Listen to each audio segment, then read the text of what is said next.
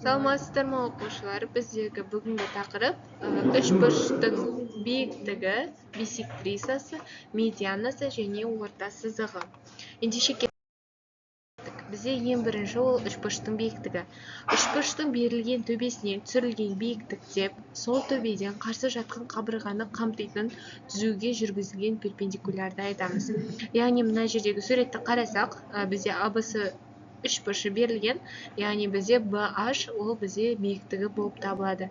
Яғни ол бизде үч бурчтун төбесинен, яғни сол төбесине каршы жаткан кабыргага түсөтүн нүктени айтабыз, сол бизде BH бизде бийиктиги болуп табылат. Келесі бізде үч бурчтун биссектрисасы. Үч бурчтун биссектрисасы деп биздеги, үч бурч төбесин каршы жаткан кабыргадагы нүктемен косуп сол төбедеги бурчту тең экиге бөлетін кесиндини айтабыз. Бул жерде бизде АБС үч бурчу берилген, бизде АК биссектрисасы болуп табылат. Эмне АК, яғни БАК бурчу ол тең болот КАС бурчуна. Келесі бізде үч бурчтун медианасы. Үч бурчтун берилген төбесинен жүргүзүлгөн медиана деп сол төбени каршы жаткан кабырганын ортасымен косатын кесиндини айтады. Яғни бизде бул бизде БК медианасы, яғни бизде АК тең болот КСга тең болот. Яғни Бдан Кга жүргүзүлгөн кесинди, яғни бизде медиана болуп табылат. Одан кейін бізде үч бурчтун орта сызыгы. Үч бурчтун орта сызыгы деп үч бурчтун эки кабыргасынын орталарын косатын кесиндини айтабыз. Яғни бизде мына жерде АБС үч бурчу, яғни МН бизде бул орта сызык болуп табылады. Яғни АМ тең болот МБга, сосын БН тең болот бизде НСга.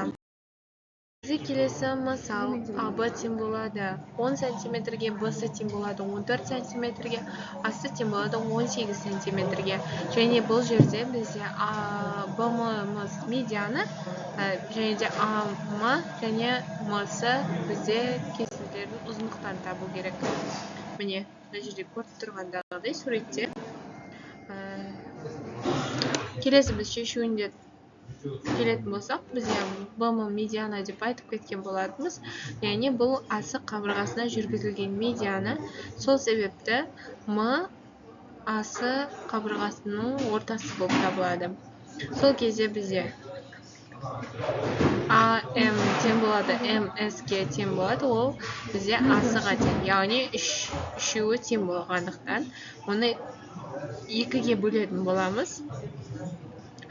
Яғни екеуінің ұзындықтың табу үшін бізде асыны екіге бөлеміз. Сол кезде бізде 9 сантиметр болып шығады.